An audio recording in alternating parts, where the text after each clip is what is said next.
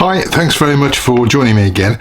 What I'm going to be looking at today is a new Woodturners Thread. Now, I'm going to give you some background into this. If you don't want to hear me talking, and some people say, John, you talk too much, there's a fast forward button. You can skip over this bit and just go to the bit where I make it. But we've been looking for some time and been asked quite a few times for a large round thread. We already sell little small brass ones, about 20-25 mils. And the brass ones, they are available in the UK. For a 2-inch one, the current price I think is about £36. It's incredibly expensive. We've gone to a manufacturer. Can you do one for us? Yes, we can, they said. The price, however, ends up being exactly the same, £36. And to my mind, that's just a little bit expensive for a project. So what we've managed to do is find a manufacturer that's made these for us. These are made out of aluminium alloy. It's very light, it's quite strong, quite often used in the automotive industry, and I believe from the internet telling me they use it in rotor blades for helicopters, so it's quite tough. So first of all, let me get it out of the packet and I'll show you what it is. The outer diameter of these is 80mm, and that's it. It looks like one piece, but actually you'll see when I unscrew it, there are two, a male and a female. I will get there in the end. There we go. So that is the male part, that is the female part. And normally, despite the fact I'm holding them this way up, I would use them the other way. So I would set that into the base of a pot and I would use the female bit in the top, but you can use them either way round.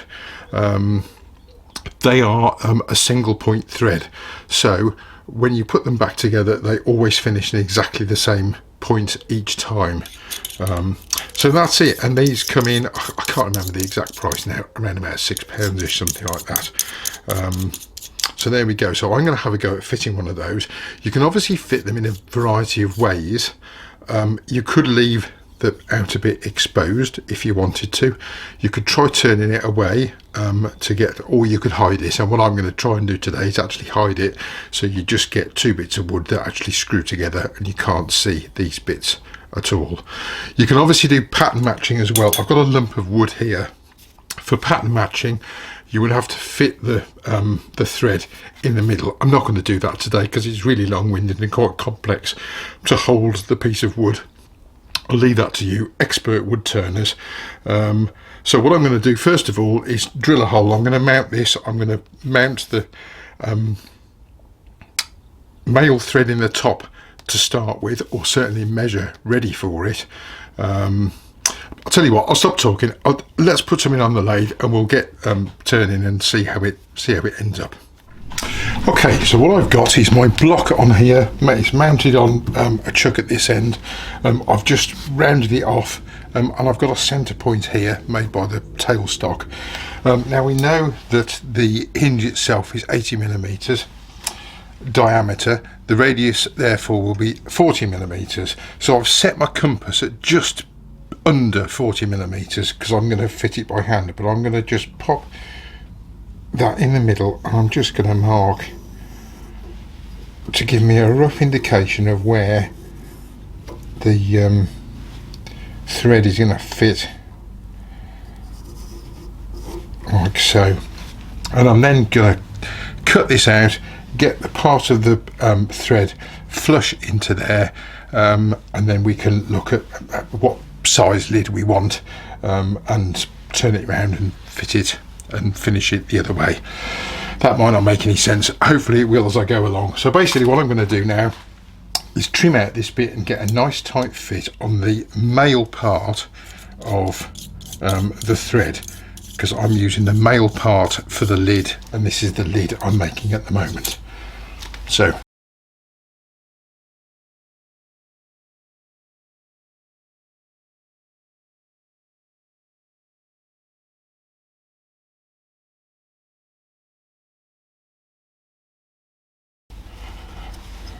that looks pretty good to me.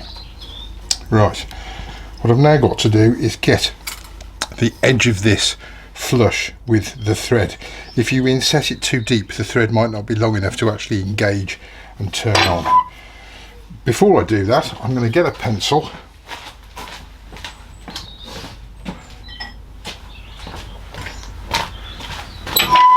from the other side of the workshop and just mark around the inside of there.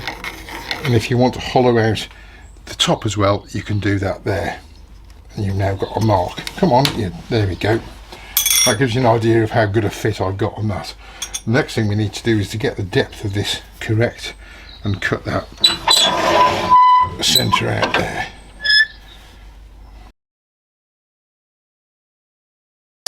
Now I've got my rebate the right size for the thread and a little bit cut out there. I'll just put that in there and I'll just have a look down the edge to make sure it fits in okay.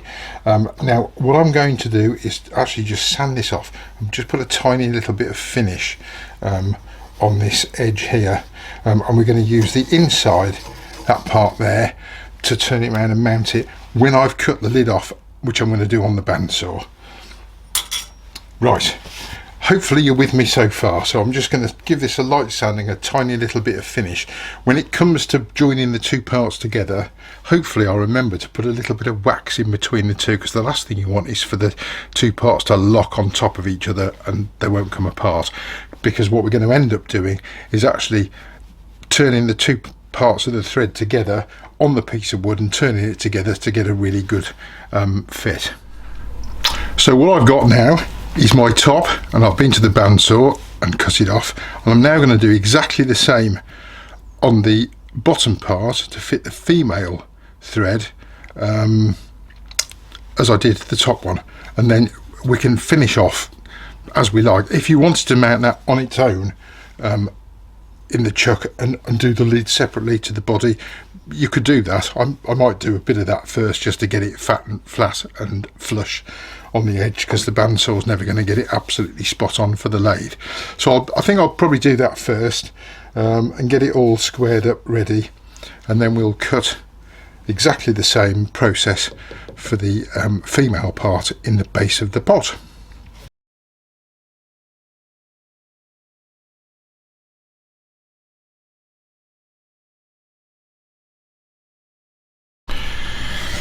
So it depends how you want to finish your box and which bits you want to finish. If you want to finish on the lathe, you might want to finish the top of the top first. If you're using, I'm going to use my polishing wheels on the other lathe probably, but you have to think about what finishes you're going to put on before you put the whole thing together. So I'm going to give this a light sand. It's actually a bit punky, this bit of wood, but I'll do my best to get that smooth. It's quite a nice bit of wood. Don't know what it is. I think it might be, I don't know, I was going to say spalted, but it's spalted, but it looks more like elm to me. Anyway, never mind. I shall just finish this top roughly now. So let me just move that out of the way so you can see what I'm going to do now. I've cut the rebate for the female part of the thread, and you watch, when I put it in, I'll fit it that way. This thread is sticking out, and actually it needs to go in. So this, pay attention, is the wrong way round. What we need to do is to cut a rebate out so we can turn the whole thing round and slot it in. So I'm going to mark, pencil mark all the way around the inside there, and we're going to take that down to the depth of the thread. I'm hoping that makes sense.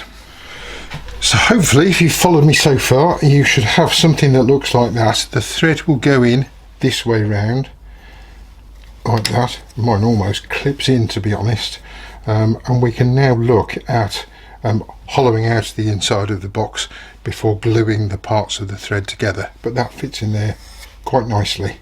This bit of wood I've got is only just big enough for this thread, but so I'll hollow that out. I'm not going to film that because I haven't made a bowl for donkey's years, so I should probably have a fight to get to the bottom, and then we'll have a look at gluing the parts in, putting them together and finishing off the box as one. So I've now got my bottom. I've tidied up the bottom of the pot a little bit as well. I've got my top. So now what we need to do is actually glue in the threads. So that's the top, that's the thread I'm putting in there, and the female thread will go in there. I shall glue that in. I'm going to use CA because it's quick today. Normally I'd use 2-part epoxy, but because I'm doing a video I'm going to use CA. You can use whatever glue you think suitable. It depends what you're gluing it into, I guess.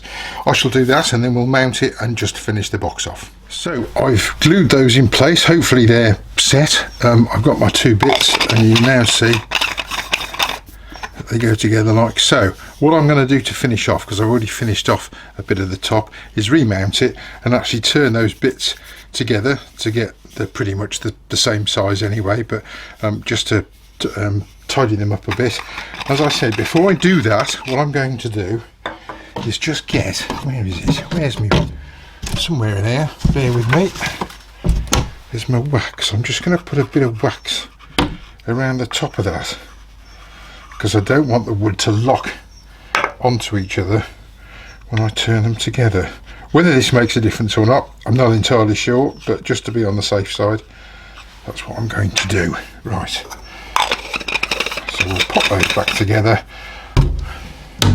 put them back on the lathe, and I'll talk to you briefly about my tailstock in a moment as well. So, right, my tailstock, the last thing I want to do is to put a dent in there. So I've got one of our ends that's got a changeable end, so it's just a cup in here. I'm just going to pop a little bit of paper in between the two. It's really just to secure the end, make sure nothing untoward happens and it doesn't come flying off the lathe. So a little bit of paper, pop that on there like so. Hopefully that will be okay. I'm just going to finish off these bits together and make sure they're all quite nicely finished.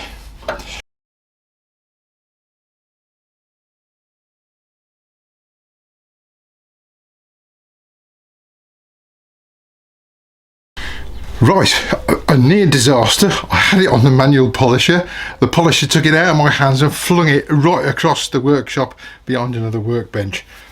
However, it survived. So there is the pot, and there is the thread. You can see on the inside, dust and all. So as always, I'll try and get a photograph of that. I'm not entirely sure quite how I'm going to photograph it, but anyway, I shall try. But there you are, you can see that's the finished pot. I hope that's been helpful, and I hope you'll find that these slightly bigger threads are really quite good value for money, and hopefully will enable you to do some things that you might not have been able to do before. Thanks very much for watching. Take care in your workshops, whatever you do, enjoy your turning. Until next time, we'll see you soon. Cheerio.